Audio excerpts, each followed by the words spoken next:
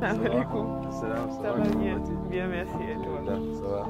Yeah, just as the other Sahel countries, we here in Mauritania, we face this problem, a serious problem of desertification, and we can say that we estimate the loss of land like 10,000 hectares per year here in Mauritania. It is just like losing 15,000 football field if you look at this in this side.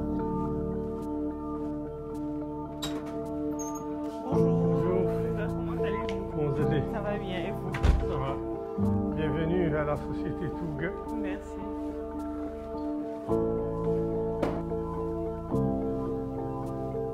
Nous sommes dans la salle de laboratoire de la société. C'est là où on fait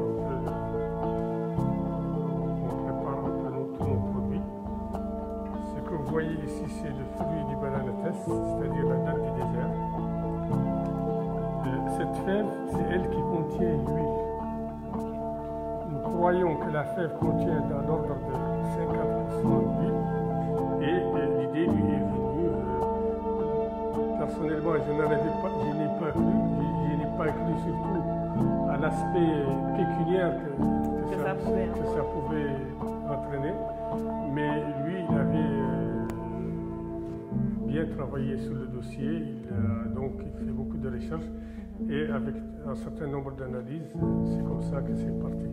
Mais nous nous sommes implantés effectivement ici, nous avons commencé seulement en avril de l'année dernière, c'est-à-dire ici c'est du tourteau de Toug, c'est-à-dire que le tourteau c'est ce qui reste une fois qu'on a pressé la fève.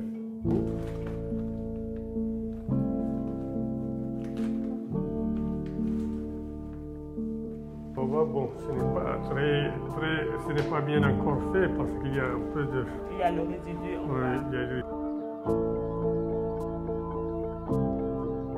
Nos attentes pour l'ONG, c'est de faire premièrement la sensibilisation, surtout sur l'environnement.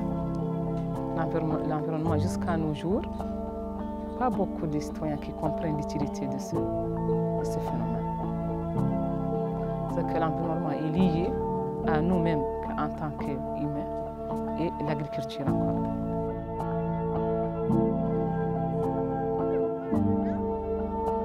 Bon, je m'appelle Mohamed الكعباش، أنا اسمي محمد الكعباش من ساكنة القرية قرية بن الشام. بحكم هي البلدية الوحيدة في المقاطعة. وللأسف كانت على كل حال ظاهرة الرمال معروفة قامت أولا بتأثير سلبي على ساكنة البلدية، مما سبب نزوح ملحوظ على كافة الساكنة باتجاه نواكشوط وباتجاه الولاية اللي هي كجوجات. dirigé par des enfants qui se trouvent à Nouakchott. Les victimes, non, absolument rien. Nous,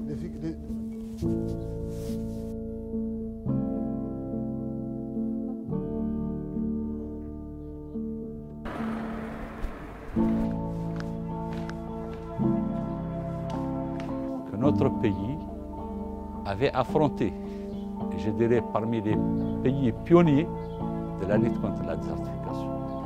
Deux objectifs importants. Le premier, c'est la restauration du couvert végétal au niveau du tracé de la Grande Muraille. Deuxième objectif, c'est de créer une valeur ajoutée et des actions régénératrices de revenus au niveau de ces populations.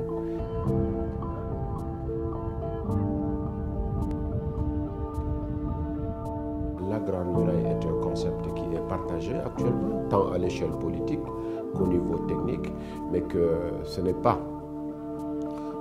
du simple ressort des ministères entre guillemets en charge des forêts, que c'est une approche qui est globale, qui est holistique, qui nécessite à ce qu'il y ait des alliances nationales. Très important pour nous parce que si vous voyez sur le terrain, il y a les questions liées à l'eau. Il y a des questions liées à l'aménagement du territoire. Il y a des questions qui sont liées à la gouvernance, donc à la décentralisation. il y a des questions qui sont liées au pastoralisme, il y a des questions qui sont liées à l'agriculture, à la mise en œuvre des plans agroforestiers. La Grande Muraille, c'est faire du reboisement et ça s'arrêtait là. Or, derrière ce reboisement, qui est, c'est vrai, d'un point de vue écologique extrêmement important pour fixer les sols et permettre donc au système de production pastoraux, agricoles, ce qui fait qu'on est en train de construire, à partir donc de ce reboisement-là, tout un tissu économique divers et diversifié, intégrant donc l'approche population. Parce que la Grande Muraille Verte, quoi qu'on dise, elle se fait par les populations et pour les populations.